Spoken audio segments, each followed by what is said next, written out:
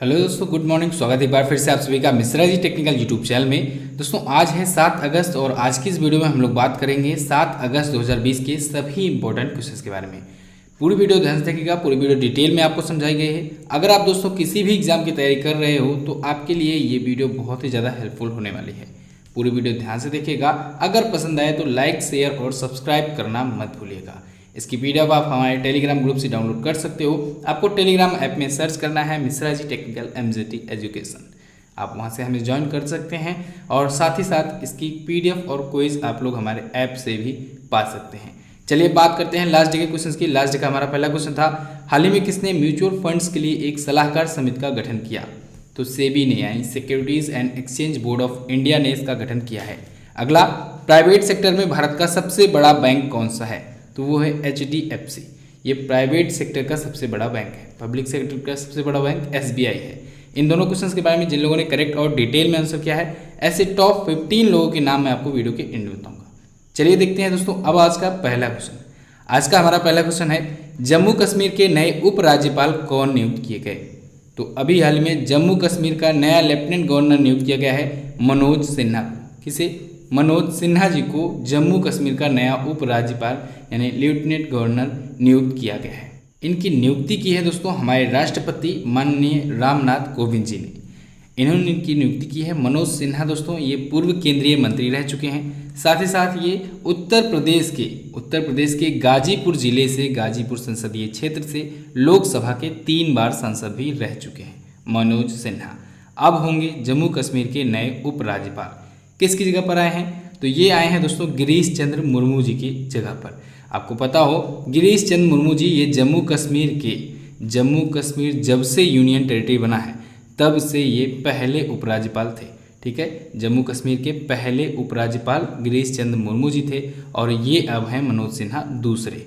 Clear है बिल्कुल? अच्छा, जम्मू कश्मीर को दोस्तों आर्टिकल 370 के तहत एक विशेष राज्य का दर्जा प्राप्त था, लेकिन 5 अगस्त 2019 को, कब? 5 अगस्त 2019 को दोस्तों आर्टिकल 370 और आर्टिकल 35A को हटा दिया गया और तब से जम्मू कश्मीर को यूनियन टेरिटरी बना दिया गया और वहीं लद्दाख को भी अलग करके यूनियन टेरिटरी बना दिया गया। तो जम्मू कश्मीर और लद्दाख ये 2 नए केंद्र शासित प्रदेश आ गए और राज्य की संख्या एक घट गई। ठीक है, तो जम्मू कश्मीर अब राज्य नहीं है, ये केंद्र शासित प्रदेश है। तो यहाँ पर उपराज्यपाल की नियुक्ति हुई है। तो उपराज्यपाल मनोज सिन्हा बनाए गए हैं दूसरे। क्लियर होना चाहिए बिल्कुल। अच्छा दोस्तों, अभी कुछ ही दिन पहले मैंने आपको 5 मिनट GK वाली सीरीज में एक वीडियो दी हुई थी जिसमें जितने भी केंद्र शासित प्रदेश हैं उनके उपराज्यपाल कौन कौन से हैं और कहाँ कहाँ पर प्रशासक की नियुक्ति हुई है इनके बारे में बताया हुआ है। तो केंद्र शासित प्रदेशों के उपराज्यपाल और प्रशासक पर वीडियो आप लोग जरूर देखिएगा। चलिए अब बात करते हैं अगले क्वेश्चन की। नेक्स्ट है, RBI ने 2020-21 की दूसरी द्विमासिक मौद्रिक नीति में रेपो रेट कितना बताया है? तो RBI यानी रिजर्व बैंक ऑफ इंडिया ने दोस्तों वर्ष 2020-21 की दूसरी द्विमासिक अपनी मौद्रिक नीति यानी मॉनेटरी पॉलिसी रिलीज की है।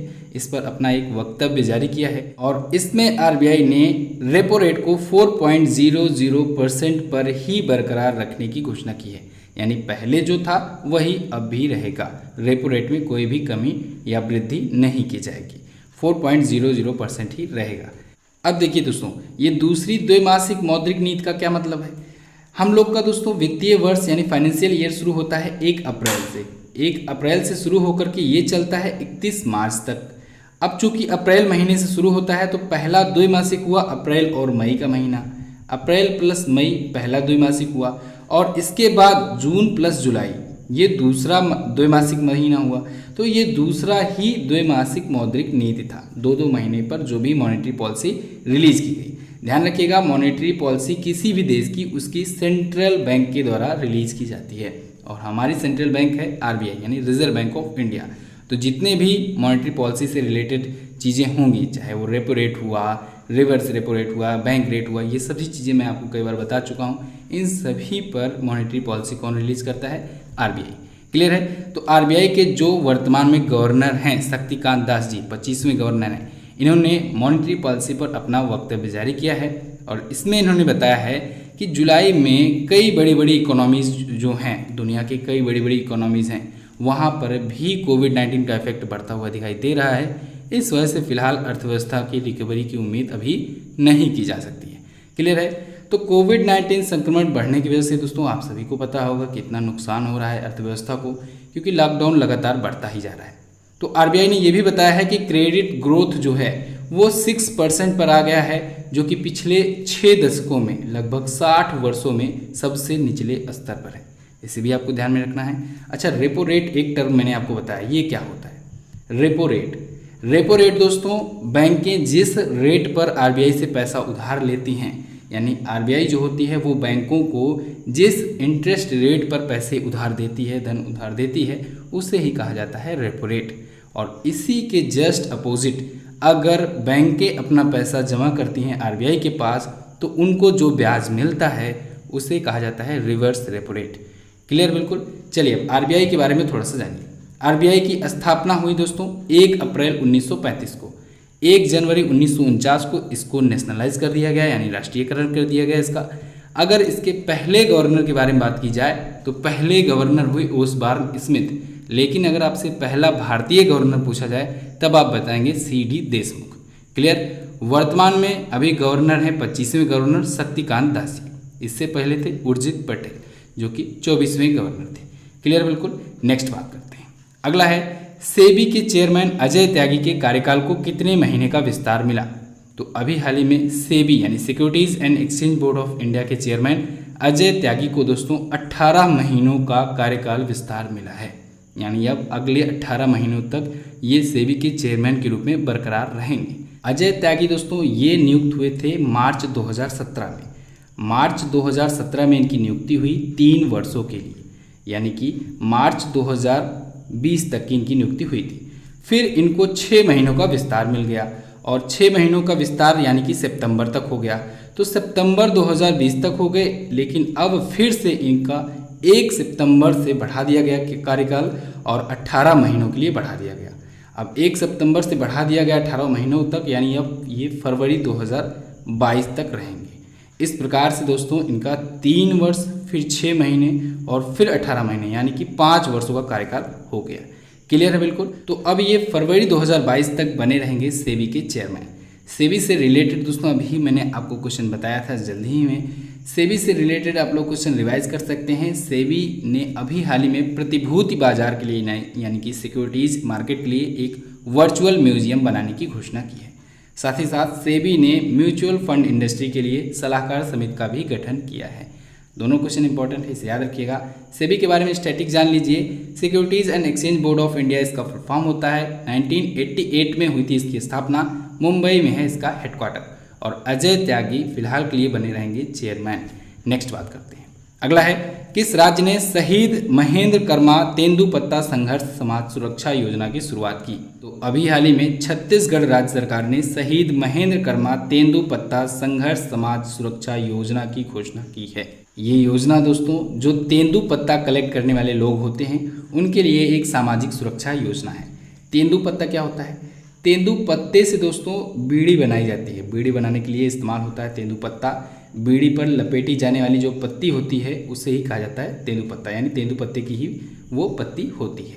तो इसे छत्तीसगढ़ राज्य के जो वनवासी होते हैं उनके द्वारा कलेक्ट की जाती है, खेती वगैरह की जाती है, फिर इसे सरकार द्वारा खरीदा जाता है। ठीक है, तो सरकार द्वारा इनकी मेहनत के अनुसार धन देने के लिए, ठीक है, जिस मात्रा में ये लोग उत्पादन किए रहते हैं या जिसमें बिक्री करेंगे तो उचित दामों पर खरीदने के लिए ऐसी सिक्योरिटी प्रदान करने के लिए ये योजना शुरू की गई है। अच्छा, अब आपको योजना के नाम में शहीद महेंद्र कर्मा दिख रहा है। शहीद महेंद्र कर्मा कौन थे?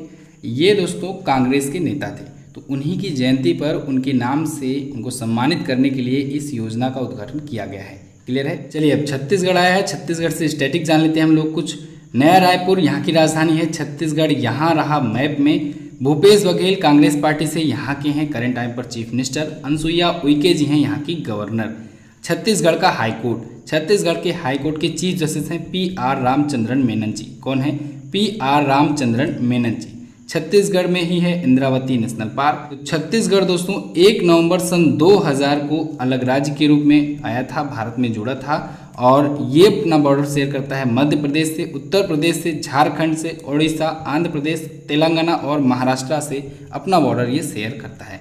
क्लियर है बिल्कुल। नेक्स्ट बात करते हैं। अगला क्वेश्चन है, हाल ही में किसने raw A history of India's covert operation नामक बुक लिखी? तो अभी हाल ही में यतीश यादव ने लिखी है ये पुस्तक, raw A history of India's covert operation. Yatish Yadav एक जर्नलिस्ट हैं और राइटर भी हैं। इन्होंने रॉ के ऊपर ये बुक लिखी है। भारत की इंटेलिजेंस एजेंसी है रॉ, आप सभी जानते होंगे। रिसर्च एंड एनालिसिस विंग होता है इसका फुल फॉर्म। तो इसके द्वारा जो वीरतापूर्वक कार्य किए जाते हैं उसके बारे में डिटेल में वर्णन किया है यतीश यादव ने इस पुस्तक में। अच्छा दोस्तों, भारत की इंटेलिजेंस एजेंसियों पर मैंने आपको वीडियो दी हुई है। रॉ हो गया, आईबी हो गया, ठीक है, जितनी भी इंटेलिजेंस एजेंसी भारत की हैं किस प्रकार से काम करती हैं, क्या क्या काम होता है किसका, इस पर मैंने आपको वीडियो दिया हुआ है, आप लोग देख सकते हैं। आपको सर्च करना है intelligence agency Mishra ji technical करके, या फिर आप एप्लीकेशन में जाइएगा MZT ऐप में, वहाँ पर आपको रॉ लिख देना है या फिर इंटेलिजेंस एजेंसी लिख देना है, आपको वीडियो मिल जाएगी। अब ये तो दोस्तों पुस्तकों और लेखकों से रिलेटेड क्वेश्चन है। तो इस मंथ में जितने भी आए हुए हैं अभी तक पुस्तकें और उनके लेखकों के नाम, उनको हम लोग रिवाइज कर लेते हैं। अभी हाल ही में परमेश्वरन अय्यर ने एक पुस्तक लिखी थी, द स्वच्छ भारत रिवॉल्यूशन। द स्वच्छ भारत रिवॉल्यूशन को इन्होंने लिखा और इसका हिंदी अनुवाद अभी हाल ही में केंद्रीय मंत्री गजेंद्र सिंह शेखावत जी और केंद्रीय मंत्री स्मृति ईरानी जी ने लॉन्च किया था, उसका हिंदी संस्करण जिसका नाम था स्वच्छ भारत क्रांति। ठीक है। विजय कुमार चौधरी जी ने एक पुस्तक लिखा, सियासत में सदस्यता। विजय कुमार चौधरी जी ये बिहार विधानसभा के अध्यक्ष हैं, इन्होंने लिखा सियासत में सदस्यता। निरुपमा यादव ये एक स्पोर्ट राइटर हैं और इन्होंने लिखा विशेष कोड टू विन नाम की एक पुस्तक। क्लियर है बिल्कुल। और यतीश यादव ने raw A history of India's covert operation नामक पुस्तक लिखी हुई है। नेक्स्ट बात करते हैं। अगला है, टिकटॉक ने किस देश में अपने पहले यूरोपीय डेटा सेंटर खोलने की घोषणा की है? तो टिकटॉक ने दोस्तों यूरोपियन कंट्रीज में अपना पहला यूरोपियन डेटा सेंटर खोलने जा रहा है आयरलैंड में। आयरलैंड में दोस्तों कई बड़ी बड़ी टेक कंपनी जो हैं उनके डेटा सेंटर हैं और वहीं पर अब टिकटॉक भी अपना डेटा सेंटर खोलने जा रहा है।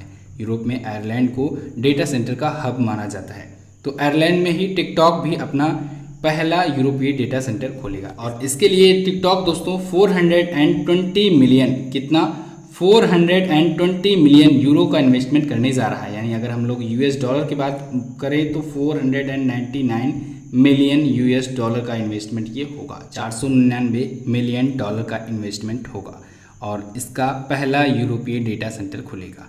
टिकटॉक दोस्तों बाइट डांस कंपनी का ही है एक प्रोडक्ट, यानी कि टिकटॉक की पेरेंट कंपनी का नाम है बाइट डांस टेक्नोलॉजी और इस पर फिलहाल के लिए भारत और अमेरिका जैसे कई देशों ने बैन लगाया हुआ है। टिकटॉक पर भारत ने बैन लगाया, 59 चाइनीज़ ऐप जब बैन किए थे उसमें एक ये भी था। अमेरिका ने भी इस पर बैन की घोषणा कर दी है कि 15 सितंबर से इस पर बैन लगाया जाएगा। तब तक ये बैन रहेगा जब तक कोई अमेरिकी कंपनी इसे ना खरीद ले। क्लियर है बिल्कुल। चलिए अब देख लेते हैं वर्ल्ड मैप में आयरलैंड है कहाँ पर। तो क्योंकि दोस्तों मैंने अभी आपको बताया ये यूरोपियन कंट्री है, तो हम लोग भारत से चलेंगे। सबसे पहले ये देख लीजिए, ये रहा हमारा प्यारा भारत। यहाँ से हम लोग यूरोपीय देशों की तरफ बढ़ेंगे, इस साइड आएंगे तो ये रहा यूरोपीय देश। ठीक है, यूरोपियन कॉन्टिनेंट है ये। अब इसमें यहाँ पर आपको दिख रहा है आयरलैंड यूनाइटेड किंगडम के पास। ठीक है, ये रहा आयरलैंड। आयरलैंड की राजधानी होती है डबलिन और यहाँ के करंट टाइम पर प्राइम मिनिस्टर हैं मिशेल मार्टिन। कौन है? मिशेल मार्टिन है यहाँ के करंट टाइम पर प्राइम मिनिस्टर। अगला है, हाल ही में कहाँ पर अनुच्छेद 370 हटने की पहली वर्षगांठ पर बंगस आवाम मेला मनाया गया? तो अभी हाल ही में जम्मू कश्मीर में, जम्मू कश्मीर के हंदवाड़ा जिले में दोस्तों अनुच्छेद 370 हटने की खुशी पर उसके पहले वर्षगांठ पर बंगस आवाम मेला का आयोजन किया गया।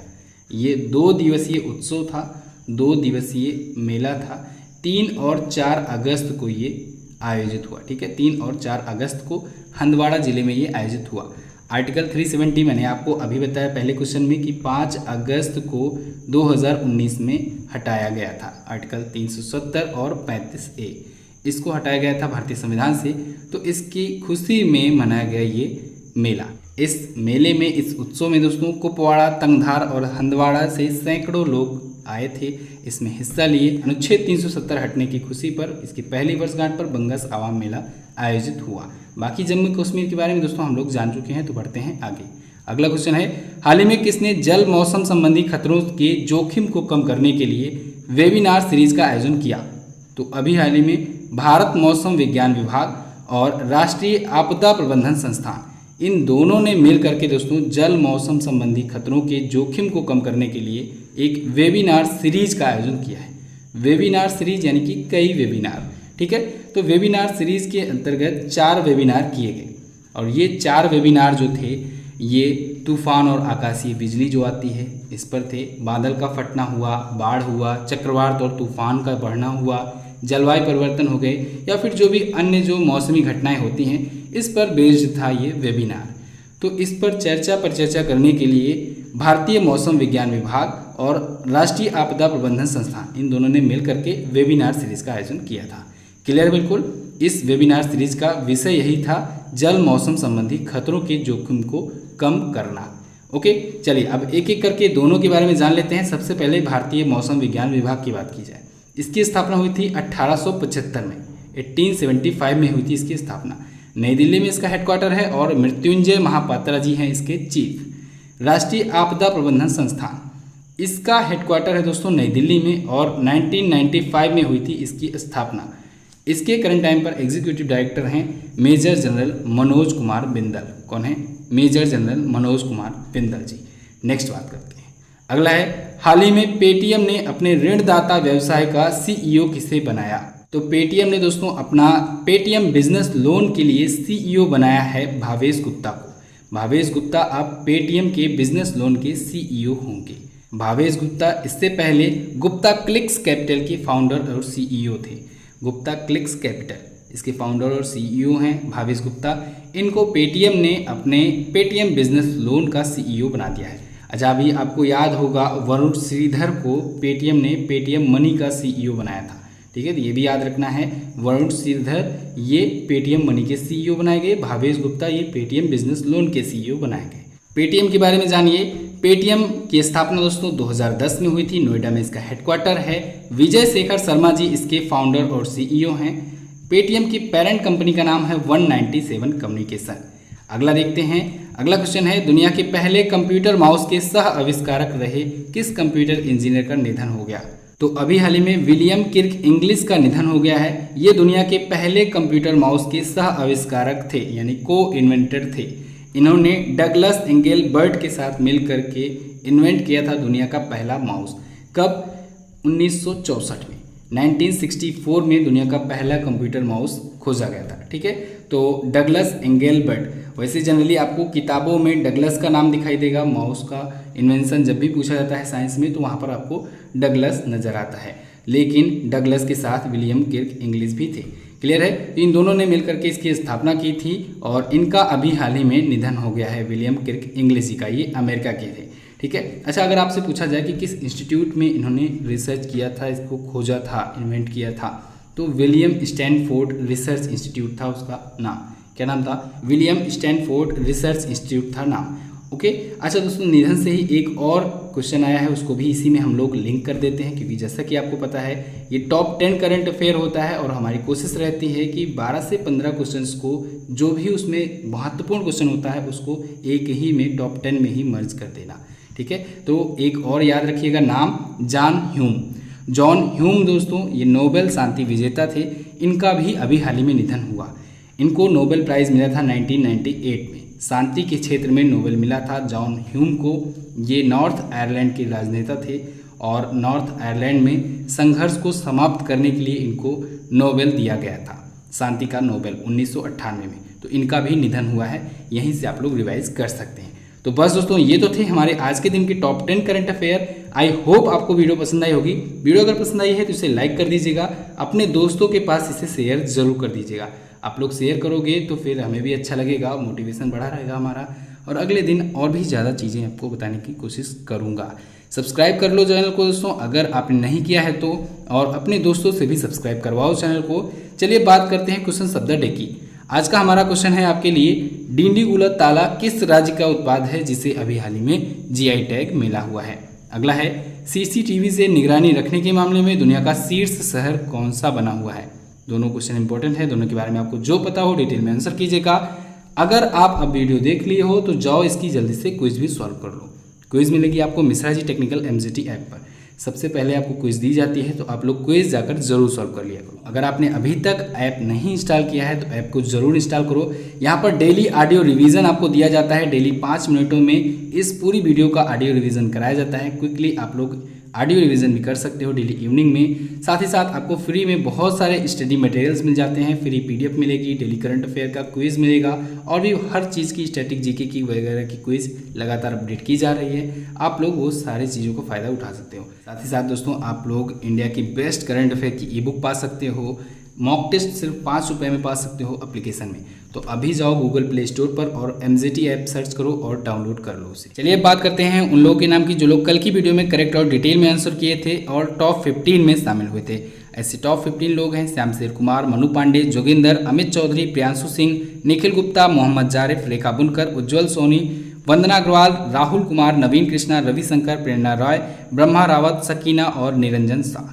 दोस्तों अगर आप सबसे पहले डिटेल में आंसर करते हो, टॉप 15 में आते हो, तभी आपका नाम लिया जाता है। ये रूल मैं आपको कई बार बता चुका हूँ, इस बात का आपको ध्यान में रखना है। तो बस दोस्तों ये तो थी हमारी आज की करंट अफेयर। मिलते हैं नेक्स्ट वीडियो में, तब तक के लिए नमस्कार, जय हिंद, वंदे मातरम।